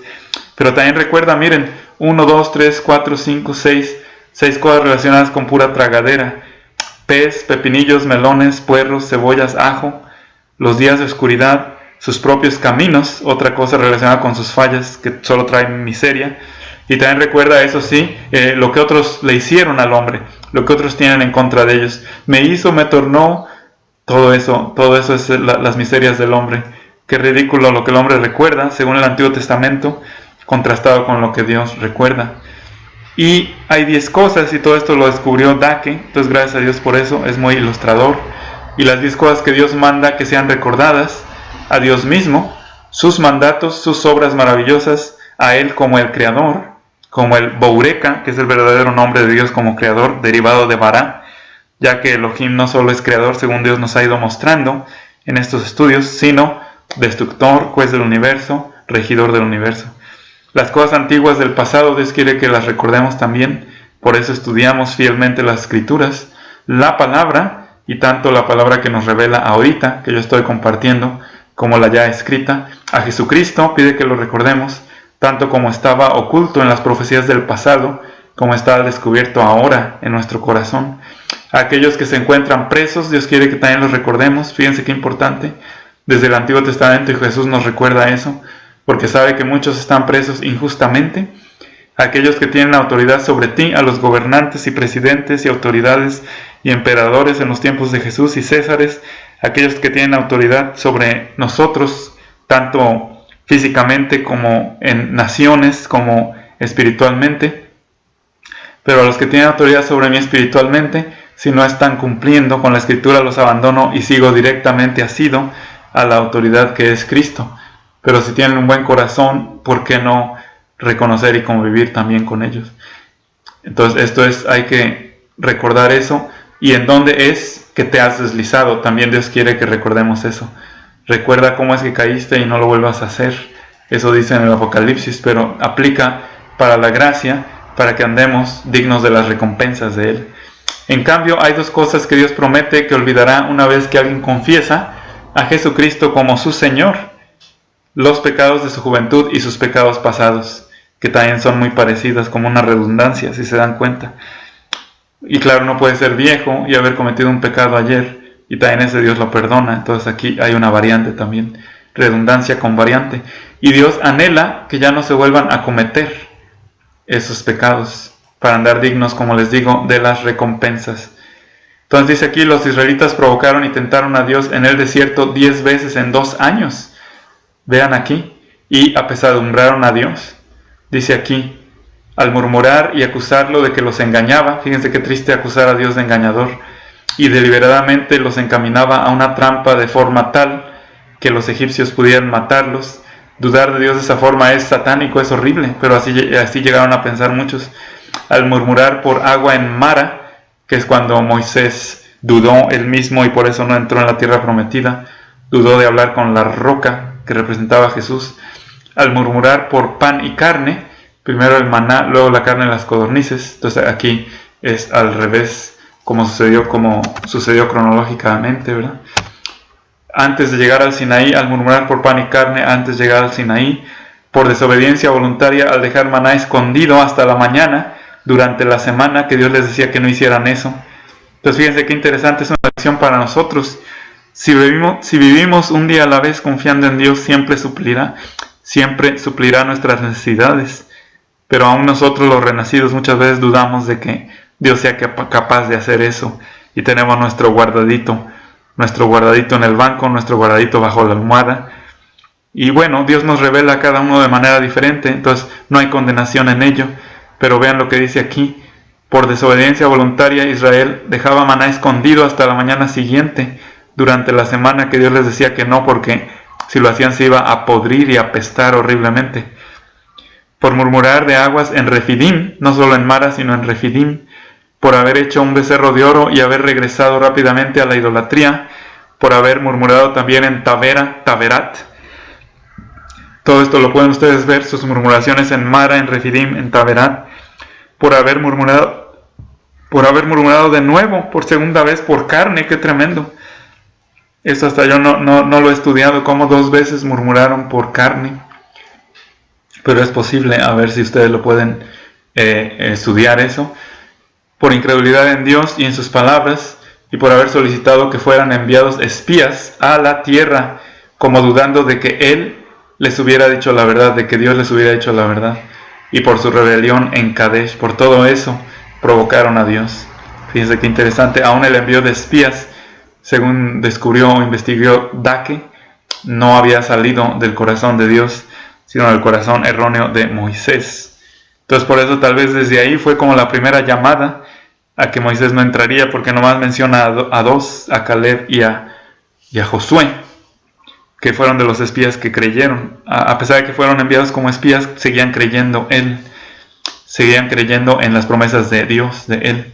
Entonces el seguir limitando a Dios es uno de los pecados más comunes de hoy en día.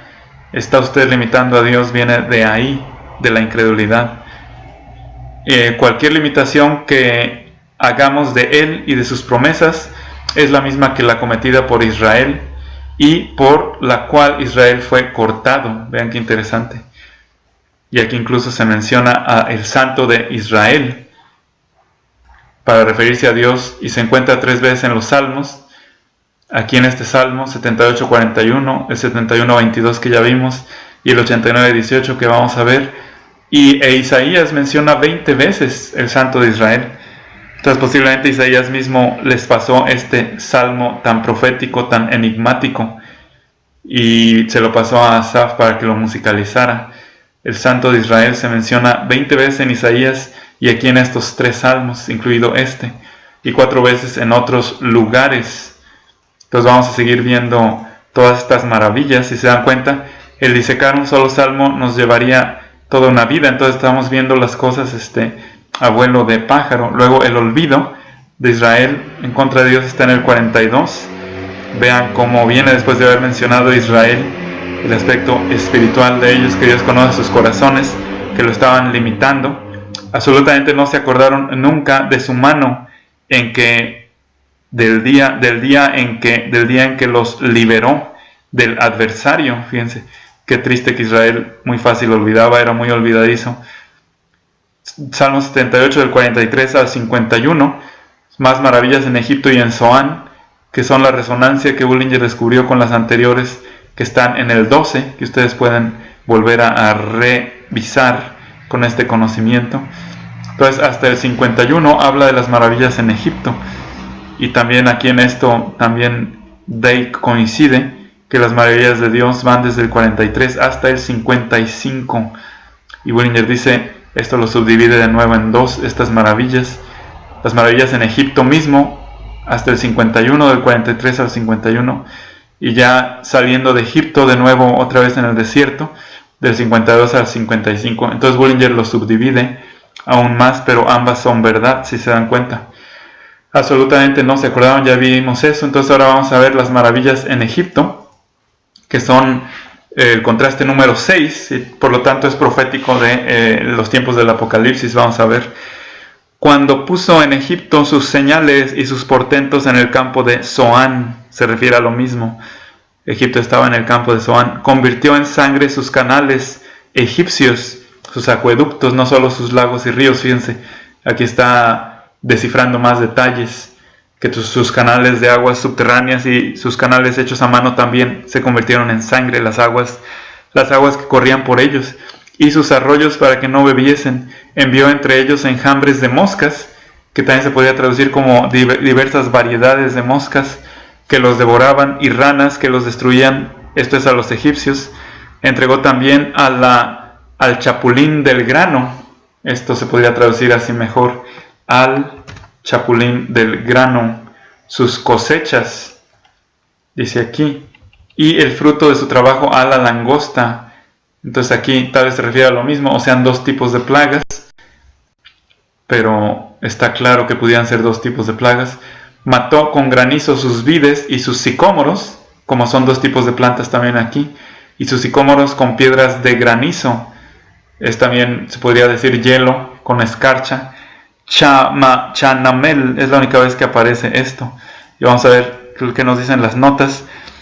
8 signos, dice aquí, de las 10 plagas en Egipto se mencionan específicamente: sangre, ranas, moscas, ranas, ya vimos esto está al revés, ¿verdad? Moscas, ranas, las menciona fuera de orden. Episotia o morriña, la que mató al ganado.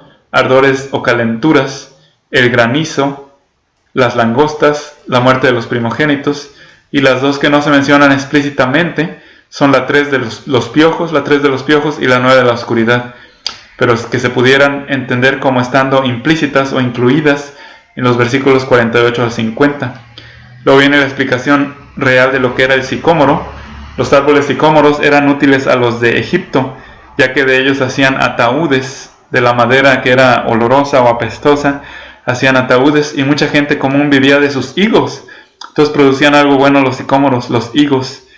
Es a donde se subió Zacarías a ver a Jesús. Por lo tanto, la destrucción de estos árboles fue una gran pérdida, dice aquí. Entonces vamos a seguir leyendo todas esas calamidades que el corazón de Dios tenía en contra de Egipto por no estar creyendo y no estar obedeciendo. Qué interesante.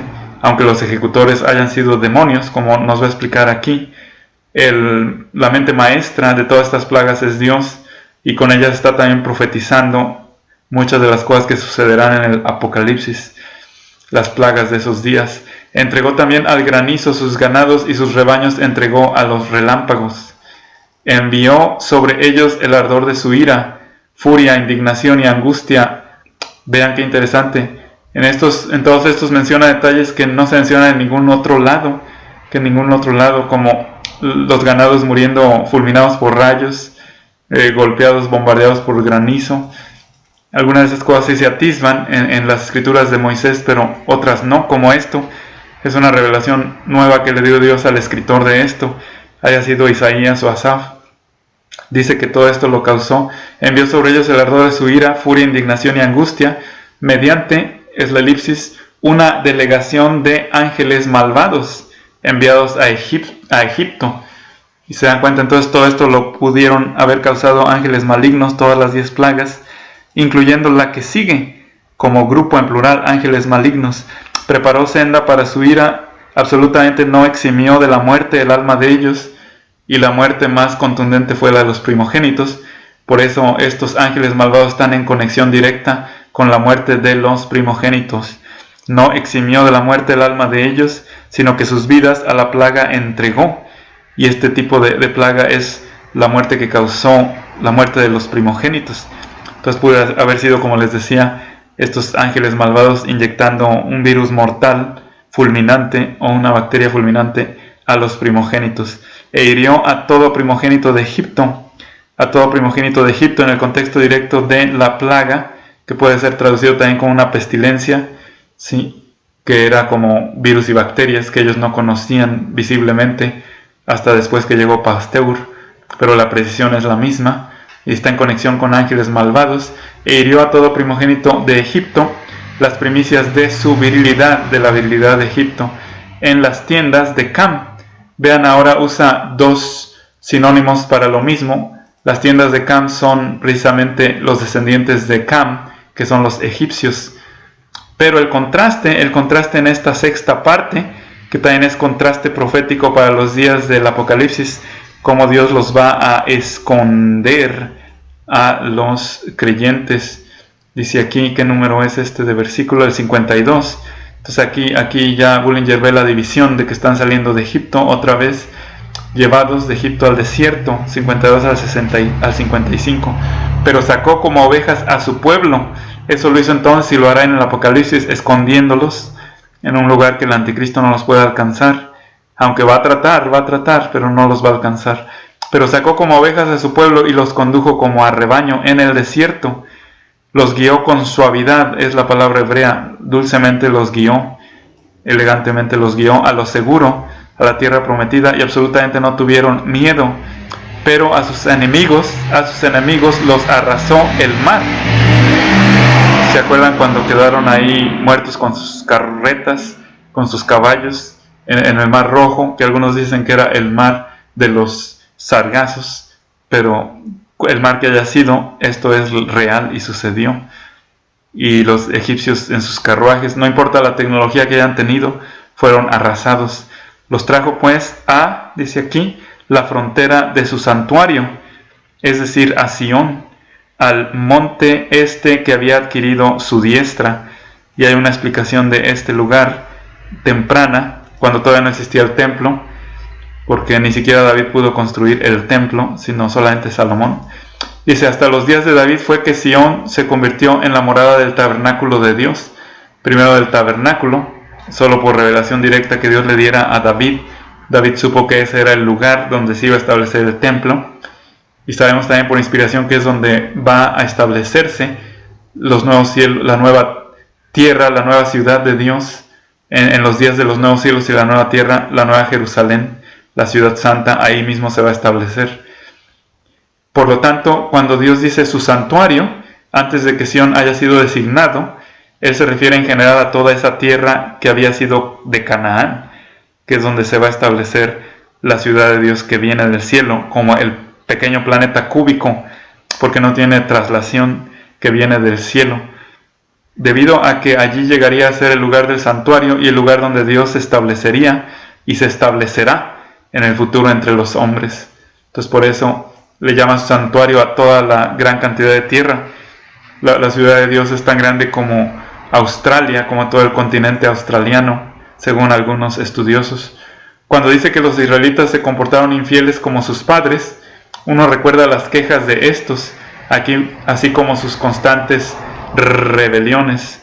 Entonces vamos a seguir viendo aquí, directamente del hebreo, cómo es que dice aquí, y expulsó en el 55 de delante de ellos a las naciones y se las asignó por líneas en heredad a ellos. La tierra, se refiere a la tierra. Entonces aquí una mejor traducción y supliendo la elipsis es que la propiedad que había sido de los malignos de esas naciones ahora era de Israel. E hizo habitar en sus tiendas a las tribus de Israel. Aquí está claramente eso. Y luego vamos a ver la séptima rebelión, que coincide con mucho de la rebelión que se ve aún en el milenio, el número 7, el milenio. Dice aquí, Dios fue provocado de tal manera debido a los pecados del pueblo y de los sacerdotes mismos, que él, Dios, abandonó el tabernáculo que estaba en Silo, muchas veces sin H, como un Silo. Debido a su rebelión, abandonó el tabernáculo que estaba en Silo, dentro de la tribu de Efraín, a la que Dios rechazó, para jamás regresar a él. Fíjense qué interesante. Ese tabernáculo en Silo era temporal, era como la sombra. Dios permitió que el enemigo capturara el arca, qué triste.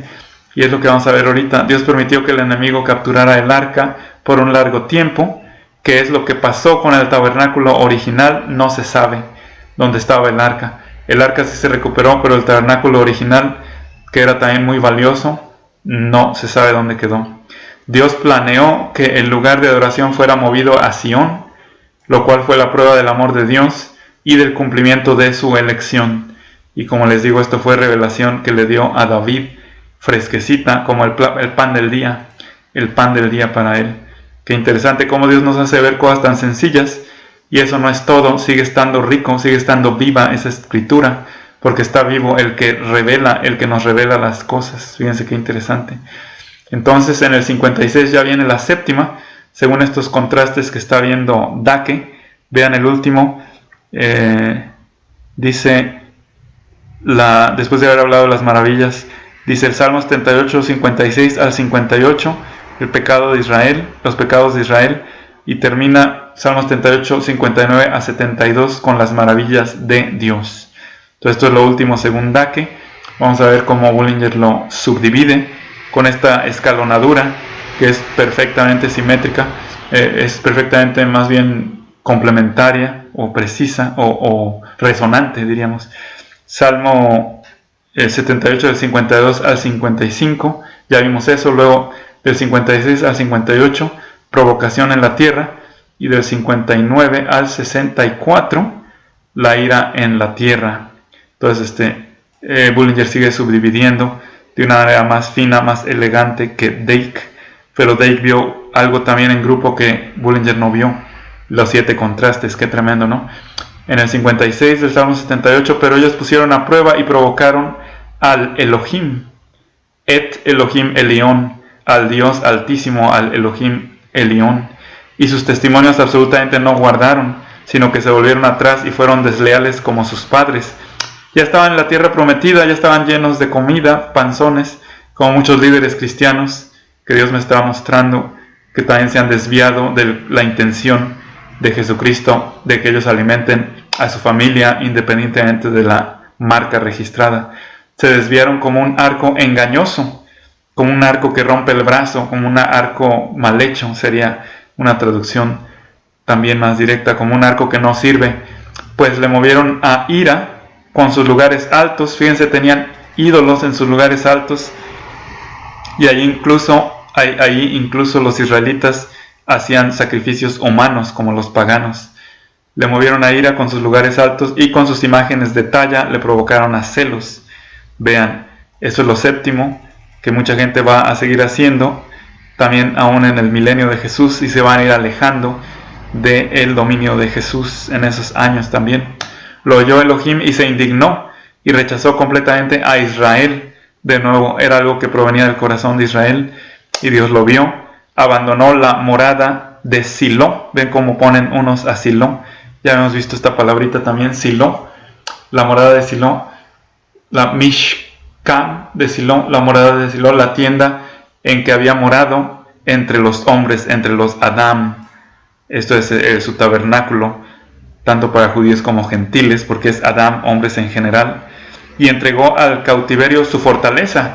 Y dice Bullinger, y también Dake, esto se refiere al arca de la alianza o del pacto, que se llama tanto la fortaleza de Dios, su Oz, O-Z, es fortaleza, Oz, y la gloria de Dios también. Entonces el arca de la alianza también verbalmente se conocía como la gloria de Dios, porque era toda rodeada de oro, y desde las alas largas de los ángeles se oía la voz de Dios, se comunicaba a Dios con el sumo sacerdote. En manos del adversario entregó esto. Vamos a ver algo de las notas de esto tan tremendo. Cuando dice que entregó su fortaleza, se refiere al arca que era llamada el arca de tu fortaleza, y es llamada también su gloria, el arca de tu gloria. Uno quedó escrito, lo otro me parece que solo era verbal, no quedó escrito, pero con esto vemos que sí se le llamaba así. Está revelando, desentrañando este enigma también el escritor de este salmo, la cual era el símbolo de la presencia divina entre los hombres. Fíjense qué interesante, el arca era el símbolo de la presencia divina entre los hombres, y el arca era la sombra del Espíritu Santo dentro nuestro ahora. Qué tremendo, ¿no? Y vamos a seguir viendo entonces lo que hace Dios. Otra vez el corazón de Dios es el que decide que esto suceda. Entregó también a la espada a su pueblo, y contra su heredad se enfureció. A sus jóvenes devoró el fuego, y sus doncellas absolutamente no fueron alabadas. No tuvieron canciones de boda, no se casaron. Sus sacerdotes a espada cayeron, y sus viudas absolutamente no pudieron llorar. Iban escapando, no pudieron ni siquiera enterrar debidamente a sus muertos. Vean, todo esto es hasta el 64, y ahí es donde tenemos esta parte de Bullinger, la ira de Dios en la tierra. Pero luego en el 78, 65 al 72, comienza la institución davídica de David, que es la entrega del templo y de la monarquía, que si se dan cuenta todo esto es sombra del verdadero David, Jesucristo, conforme al corazón de Dios. Vamos a ver. Entonces despertó como de un sueño Yahvé, como guerrero que se recupera del vino. Así dice en el original Yahvé. Los mojigatos puritanos israelitas, los soferim, le cambiaron aquí a Adonai, porque sentían que era muy duro que se diga que Yahvé se levanta como si hubiera estado borracho, pero es una comparación, una metáfora. Él está siempre arriba, siempre está alerta, pero es Israel el que, cuando lo invocó y quiso cambiar, hizo que Dios tomara acción a su favor. Pero esta es la metáfora, literalmente. Entonces despertó esta metáfora como de un sueño, así es como lo sentían ellos en la tierra, pero en realidad eran los corazones de ellos los que cambiaban. Despertó como de un sueño Yahvé, como guerrero que se recupera del vino. Se les hacía muy duro a los mojigatos israelitas, como muchos puritanos cristianos que tratan de excusar a Dios de todo, cuando en realidad muchas cosas Dios mismo las está haciendo por bondad de los buenos, por misericordia, como el diluvio o ese envío de fuego en el Apocalipsis. E hirió a sus adversarios por la espalda, afrenta perpetua les dio. Aquí hubiera subrayado esto. Desechó luego la tienda de José, y la tribu de Efraín absolutamente no escogió, porque como les digo, introdujeron dudas e idolatrías al resto de Israel. Estos de Efraín, descendientes de José, de la idolatría también descendían de la hija de un sacerdote pagano egipcio. Entonces traían mucho de esas idolatrías, sino que escogió exclusivamente la tribu de Judá, exclusivamente. Vean las dos intraducibles, que yo siempre traduzco como absolutos y coinciden bastante bien. El monte Sión que él amaba. Entonces Dios desde antes sabía que el monte Sión era el lugar y no Silo. Edificó como las alturas su santuario en el territorio que fundó para siempre. Vean, es el territorio mismo, ese espacio. Eligió también a David su siervo, lo tomó de entre los apriscos de las ovejas, de detrás de las que amamantaban lo trajo para pastorear a Jacob su pueblo y a Israel, dice aquí, su heredad. Y entonces si ven también, aquí esto de amamantaban puede traducirse como las que parían. Entonces fíjense, después de que Israel hubo sufrido los juicios de los versículos 62 al 64, espada, fuego, humillaciones, aún de las mujeres de Israel, Israel fue traído al arrepentimiento y entonces Dios castigó a sus enemigos, a los enemigos de Israel, que si Israel estaba creyendo también eran enemigos de Dios, ¿verdad? Y manifestó su gran poder en los versículos 65 y 66. Los golpeó en el trasero, diría literalmente, por la retaguardia y los puso por reproche perpetuo a los enemigos de Israel. Efraín y Manasés no perdieron su herencia, pero perdieron su precedencia. Estos son los dos descendientes de José, que esa precedencia le fue entregada a Judá. Hay dos cosas que son permanentes: el monte Sión y la tierra donde se va a establecer la nueva Jerusalén, desde luego, la que desciende del cielo. Y es hasta el final de este Salmo 78 que se llega al clímax del mismo, recordando la elección de David como rey y todo su reinado. Es lo que concluye este canto. Y Dios nunca se avergonzó del origen humilde del gran rey David, quien provino de estar alimentando a las ovejas esto es lo más maravilloso, para llegar a alimentar al pueblo de Dios, lo cual fue un gran ascenso o promoción. Qué maravilla, ¿no? Una vez más, note que en 3 ocasiones en este salmo se usan los dos nombres para el mismo pueblo: Jacob, que se refiere a la simiente natural de Abraham, pero no necesariamente a eso, sino y al aspecto natural de el pueblo de Dios, del pueblo de Dios, que puede ser también del pueblo de Dios. Israel, que se refiere a la simiente espiritual de Abraham, pero no necesariamente a eso, como estamos viendo, sino y al aspecto espiritual que pasaba por el corazón de su pueblo. Y aquí esas eses, cuando se refieren a Dios, si se dan cuenta, siempre me gusta poner en mayúsculas lo que se refiere a Dios.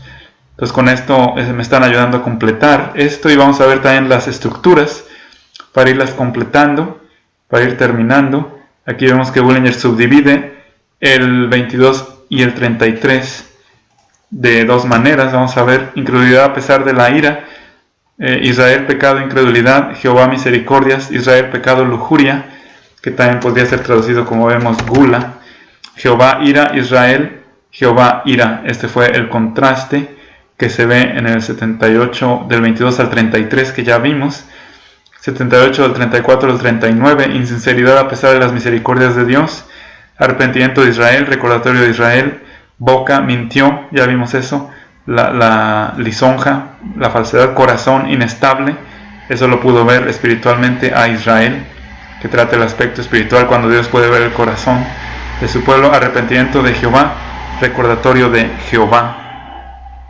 Y esto termina estas estructuras, y vamos a ver, y esto desde luego ya la completamos, el séptimo contraste. Ahora vamos a ver, dice aquí, termina precisamente el Salmo 78 del 65 al 72 con la institución davídica de David, la entrega del templo y de la monarquía, y allá se acaba completamente todo lo relacionado con este salmo. Entonces ya no nos queda más que leer el final. Y si se acuerdan, esto se refiere al verdadero David, que es Jesús en su milenio, y él pastoreó, y Jesús pastoreará conforme a la integridad de su corazón, que es su corazón conforme al corazón de Dios, y con la destreza de sus palmas, su astucia, su inteligencia los guió. Y ahí de súbito termina: Garakatafatni shodnio, inia akatafatni shodni hadnio, gerekete ketefetnenio, kotohoni akatahadni hodnidnio, piriri fatninio akete fatni hatnuji, Porque sí, hijos míos, este salmo es verdadero y trasciende los tiempos y los espacios como toda mi escritura. Ustedes tienen el corazón lleno de mi espíritu y tienen acceso directo a mi voz, la misma cascada de mis palabras que se derramó sobre David, y por eso yo lo consideré un hombre conforme a mi corazón, porque podía escuchar y percibir lo que mi corazón pedía. Fue David el que recibió la ubicación exacta de donde estaría mi templo, que en un futuro va a ser donde va a estar mi ciudad que desciende del cielo conmigo, y ese lugar corresponde a el Sión actual. Entonces vean, hijos míos, cómo eso que fue práctico para ellos, de dónde establecer el tabernáculo primero y después el templo, también es práctico para ustedes, donde tener su corazón. Tengan su corazón en el servicio a lo que es la verdadera familia mía, hijos míos. Por favor, no vean las distancias y las diferencias de denominaciones y de naciones, sino que todo aquel que ha aceptado a Jesucristo, mi Hijo, como su Señor, es tan miembro de mi familia como ustedes. Ya no sigan cerrados en los partitarismos de los grupos y en los condicionamientos de instituciones humanas, sino rompan todo eso, rompan las barreras, rompan esas murallas y vayan y salgan a buscar a todos aquellos que son mis hijos.